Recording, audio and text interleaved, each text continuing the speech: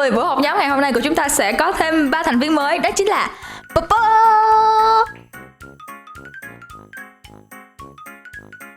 안녕 và Bimbi và Nana. Hello.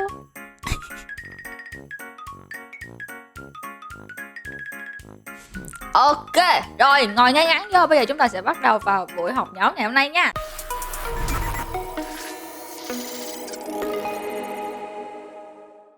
Từ tiếp theo của chúng ta đó chính là staking. Thì hiểu đơn giản, staking sẽ là việc bạn giữ hoặc là khóa một lượng coin hoặc là token trong một khoảng thời gian nhất định và nhận về phần thưởng.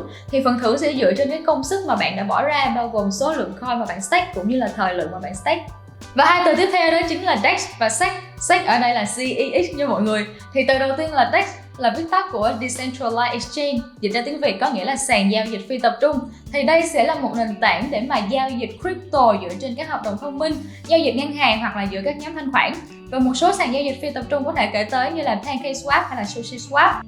Tiếp theo là SEX là viết tắt của Centralized Exchange, dịch ra tiếng Việt có nghĩa là sàn giao dịch tập trung, có thể kể tới như là sàn Binance, MEXC, FTX hay là Coinbase. Thì đây sẽ là một nền tảng để giao dịch crypto được điều hành bởi các công ty sở hữu nó theo một cách tập trung.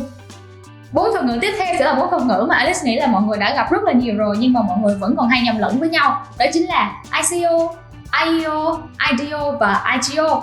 Thì đầu tiên ICO là viết tắt của Initial Coin Offering, tức là đợt phát hành coin lần đầu tiên trên thị trường. Thì đây là một hình thức kêu gọi vốn lần đầu tiên từ cộng đồng. Trong đó thì nhà đầu tư sẽ đưa cho dự án một khoản tiền, đổi lại thì dự án sẽ gửi lại cho nhà đầu tư một số lượng coin theo một cái tỷ giá nhất định đã được quy định sẵn ban đầu. Và cái thuật ngữ ICO hay bị so sánh với một thuật ngữ nữa, đó chính là IPO là Initial Public Offering. Thì cái sự so sánh này thường hay gây nhầm lẫn. Tại vì sao? Tại vì IPO thường sẽ dùng cho những công ty đã thành lập rồi và họ sẽ bán đi một phần cổ phần của công ty để mà kêu gọi thêm vốn. Còn ICO sẽ là hoạt động kêu gọi vốn cho dự án của công ty trong giai đoạn đầu, tức là cái dự án đó có thể là có sản phẩm chưa hoàn thiện lắm hoặc chỉ mới là những cái idea ban đầu trong white paper thôi, nhưng họ vẫn có thể kêu gọi vốn từ cộng đồng. Thứ hai là IEO là viết tắt của Initial Exchange Offering, tức là đợt phát hành coin hoặc là token lần đầu tiên trên các sàn giao dịch tập trung. Thì các sàn giao dịch tập trung này sẽ chịu trách nhiệm kêu gọi vốn cho dự án đó, cũng như sẽ là đối tác đảm bảo độ uy tín cho dự án. Và các sàn giao dịch tập trung này sẽ thu một mức phí niêm yết cũng như là phần trăm tỷ lệ token được bán trong đợt IEO đó. Với ICO, nhà đầu tư sẽ mua trực tiếp token từ dự án, tức là nhóm dự án sẽ tự tiến hành gây quỹ. Còn với IEO thì token sẽ được bán trên một sàn giao dịch nổi tiếng nào đó như là Binance Badge hoặc là hội Bprime. Còn IDO là viết tắt của Initial DEX Offering, tức là việc phát hành coin hoặc là token lần đầu tiên giống như ICO nhưng sẽ được tổ chức trên các sàn giao dịch phi tập trung, tức là các sàn DEX. Thì việc IDO được tạo ra để mà khắc phục những cái khuyết điểm, những thiếu sót của mô hình ICO hoặc là IEO. Ví dụ như là token của bạn nếu như được chạy trên các sàn DEX thì sẽ tốn ít chi phí hơn so với việc là bạn IEO nó. Và việc IDO cũng sẽ cung cấp tính thanh khoản cao hơn cho các token của bạn, tức là token của bạn có thể được như niêm yết gần như là ngay lập tức nếu như hoàn thành xong IDO. Tuy nhiên, bạn cũng nên cẩn thận với các dự án lừa đảo ôm tiền của nhà đầu tư và bỏ trốn vì các IDO hoạt động trên sàn DEX, cho nên không phải lúc nào họ cũng trải qua một quy trình thẩm định nghiêm ngặt đâu nha. Còn IGO là viết tắt của Initial Game Offering, tức là lần phát hành token chính trong game là cái Governance Token lần đầu tiên. Thì IGO sẽ cho phép bạn được mua trước NFT hoặc là token của các trò chơi blockchain ở cái giai đoạn phát triển ban đầu của nó. Và thường thì IGO sẽ được tổ chức trên các nền tảng Launchpad. Từ tiếp theo đó chính là airdrop. Airdrop ở đây không phải là gửi hình hay là gửi video qua điện thoại đâu nha. Airdrop ở trong crypto có nghĩa là airdrop tiền mã hóa hoặc là token. Thì đây sẽ là một cái chiến lược marketing được các dự án crypto mới ra mắt áp dụng để mà quảng bá về dự án cũng như là token mới của họ. Thì mục tiêu sẽ là phân phối các token cho người dùng hiện tại hoặc là tiềm năng để mà nâng cao nhận thức của họ về dự án đó. Và cái việc phát token này thường sẽ là miễn phí. Tuy nhiên sẽ có một số dự án yêu cầu bạn sẽ phải làm một số nhiệm vụ, một số cái tác vụ mới có thể được nhận airdrop token. Và nghe đến cái việc airdrop này thì chắc hẳn là ai cũng thích hết đúng không? Kiểu giống như là tiền từ trên trời rơi xuống vậy á. Tuy nhiên là bạn cũng phải cẩn thận với những cái kẻ lừa đảo nha. Tại vì có một số trường hợp airdrop lợi dụng cái việc là kết nối ví của bạn để mà lấy cắp tiền của bạn. Cho nên là bạn cần phải do your own research trước khi đăng ký bất kỳ một cái đợt airdrop nào. Đặc biệt là khi bạn cần phải kết nối ví của mình với một cái trang web nào đó.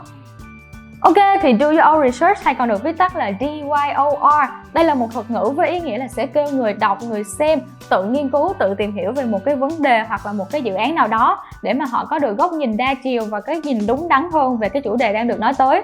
Và thuật ngữ này thường sẽ được đặt ở cuối hoặc là ở đầu của một cái bài viết hoặc là video như là một cái lời disclaimer, tức là lời tuyên bố từ chối trách nhiệm của tác giả về mọi hành động mà người xem, người đọc sẽ thực hiện dựa trên thông tin có trong cái video hoặc là bài viết đó, đặc biệt là ở trong lĩnh vực crypto này.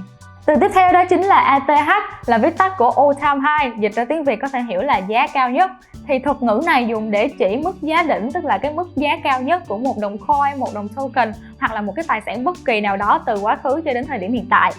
BTD là viết tắt của Buy the Dip, dịch ra tiếng Việt có nghĩa là mua ở đáy, tức là chỉ cái việc bạn mua cái đồng token, đồng coin đó ở cái mức giá thấp nhất, tức là mua ở cái vùng hỗ trợ của nó. To the moon, dịch ra tiếng Việt các bạn có thể hiểu là lên tới mặt trăng, tức là thể hiện cái việc khi mà một cái đồng token tăng trưởng rất là mạnh, tăng lên rất là cao. Từ tiếp theo đó chính là whitelist. Thì mình không biết dịch từ whitelist này ra tiếng Việt như thế nào, nhưng mà để định nghĩa thì whitelist sẽ là danh sách những người được ưu tiên tham gia vào các sự kiện mua bán ICO hoặc là IDO, và những người này thường sẽ được chọn bằng cách là được nhà phát hành lựa chọn, hoặc là tham gia bốc thăm may mắn, hoặc là tham gia hoàn thành các nhiệm vụ airdrop một cách công khai. Từ tiếp theo đó chính là AMA, là viết tắt của Ask Me Anything, dịch ra tiếng Việt có nghĩa là hỏi tôi bất cứ điều gì. Thì đây sẽ là một sự kiện online được tổ chức ra để mà giúp cho cộng đồng có cơ hội gặp các nhà phát triển dự án, hỏi họ các câu hỏi về dự án đó. Và thường thì AMA sẽ được tổ chức thông qua hình thức là livestream trên YouTube, hoặc là Facebook, hoặc là Telegram, hoặc là Discord. Từ tiếp theo đó chính là mainnet và testnet. Mainnet hay còn gọi là mạng chính thức là thuật ngữ dùng để mô tả việc dữ liệu của blockchain đã chính thức được ghi lại trên chính blockchain đó. Điều này có nghĩa là khi một dự án thực hiện mainnet thì dự án đó đã có đồng coin vào blockchain nền tảng riêng của mình, chứ không còn phụ thuộc vào blockchain khác nữa. Và như mọi người đã biết thì một khi dữ liệu đã được ghi trên blockchain thì sẽ không thể nào thay đổi được. Chính vì vậy để tránh tình trạng sai lệch hoặc là bị lỗi, bị bug thì những cái giao thức blockchain này cần phải được thử nghiệm trên một cái mạng gọi là testnet. Testnet hay mạng thử nghiệm là môi trường để cho các nhà phát triển của dự án thử nghiệm tất cả các tính năng bảo mật của blockchain là an toàn trước khi tiến hành mainnet.